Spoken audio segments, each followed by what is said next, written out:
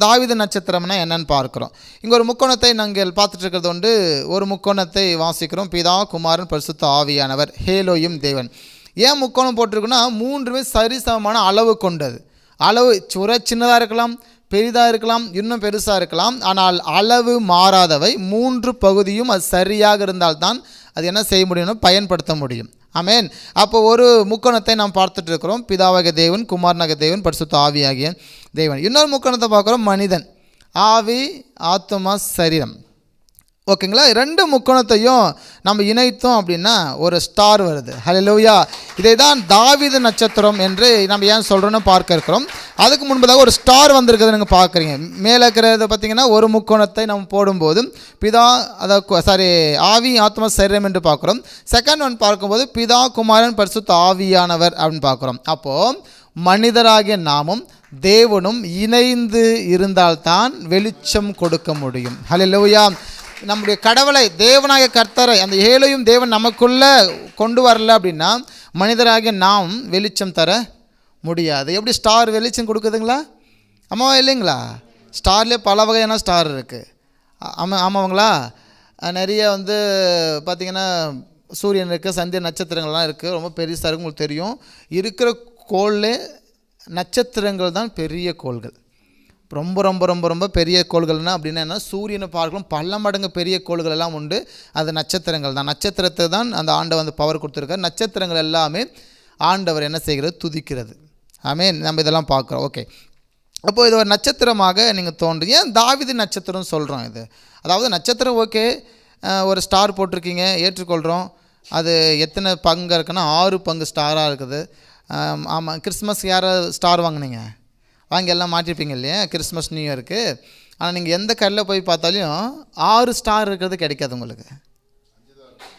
ஒன்று 5 இருக்கும், ஒன்று 4 இருக்குல்ல, 3 இருக்கும், இல்லைன்னா 7 8 இருக்கும், இல்லை நம்பர் ஆஃப் நிறைய வச்சுருப்பாங்க. ஏன்னா 6 ஸ்டார் என்ன செய்யாது, எங்கேயும் கிடைக்காது, மேனுஃபேக்சரிங் பண்ண மாட்டாங்க. அப்படியும் தேடி கண்டுபிடிச்சி வாங்கி மாட்டாங்க. சரியான ஒரிஜினாலிட்டியான ஒன்று அப்படின்னா இந்த 6 ஸ்டார் கொண்டது தான். ஏன்னா மனிதனாகிய நாமும் தேவனாகிய கர்த்தரும் இணைந்து, அந்த ஏழோயும் தேவனை இணைந்து இருக்கிறது இந்த 6 லைன்ஸ் இருக்கிறதான அந்த ஸ்டார்ஸ். ஓகே. தாவீது நட்சத்திரம் என்று ஏன் பெயர் வருது அப்படின்னா மிக முக்கியம். நட்சத்திரம்னு சொல்லிட்டோம். ஏன் இது தாவீது நட்சத்திரம் சொல்கிறோம்? என்ன காரணம் அப்படின்னு சொல்லும்போது, இங்கே தாவீது என்ற வார்த்தைக்கு 3 எபிரேய எழுத்துக்கள் இருக்கிறது. தாவீது என்ற வார்த்தைக்கு எத்தனை எபிரேய எழுத்து இருக்குது? 3 எபிரேய எழுத்து இருக்குது. இந்த எபிரேய எழுத்து போட்டிருக்கோம். என்னென்ன எபிரேய சொல்லுவோமா? டாலேத், வாவ், டாலேத். 3 எபிரேய எழுத்துக்கள் உண்டு. அது நம்ம படித்தோம்.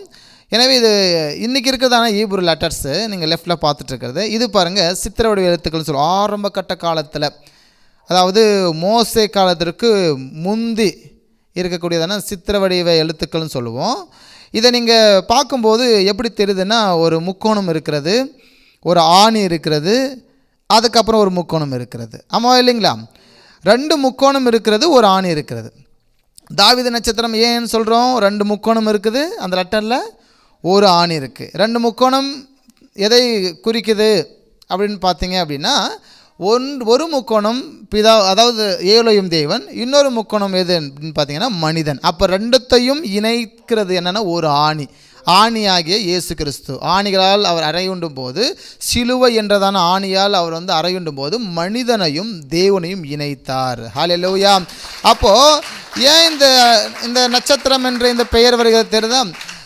ஏன் இதை தாவீது நட்சத்திரம்னு சொல்கிறோம்? இந்த முக்கோணத்தை பார்க்கும்போது ஏன் தாவீது நட்சத்திரம்னு சொல்கிறோன்னா, இந்த பெயரில் எப்படி இருக்கும்? அந்த 3 லெட்டர்ஸ், இந்த 3 லெட்டர் 2 முக்கோணம், ஒரு ஆணி இருக்கும். 2 முக்கோணம் தேவனும் மனிதனும் ஆதாம் தவறு செய்த பிற்பாடு பிரிந்திருக்கிறபடியினாலே இயேசு கிறிஸ்து வழியாக, இயேசு என்றதான் அந்த சிலுவை ஆணி வழியாக தான் இரு திறத்தாயும் ஒன்றாக்கினார். ஆமென். அதனால தான் தாவீது நட்சத்திரம் என்று சொல்கிறோம். ஹல்லேலூயா. இந்த முக்கோணம் இப்போ இணைந்து போட்டிருக்கும். ரைட் சைடில் தாவீது நட்சத்திரம் பார்த்தீங்கன்னா இணைந்து போட்டிருக்கும். எப்படி இணைக்கப்பட்டு இருக்கிறது என்றால் இயேசு கிறிஸ்துவால். ஹல்லேலூயா. 2 முக்கோணத்தை சேர்த்தால் இந்த நட்சத்திரம் வரும்.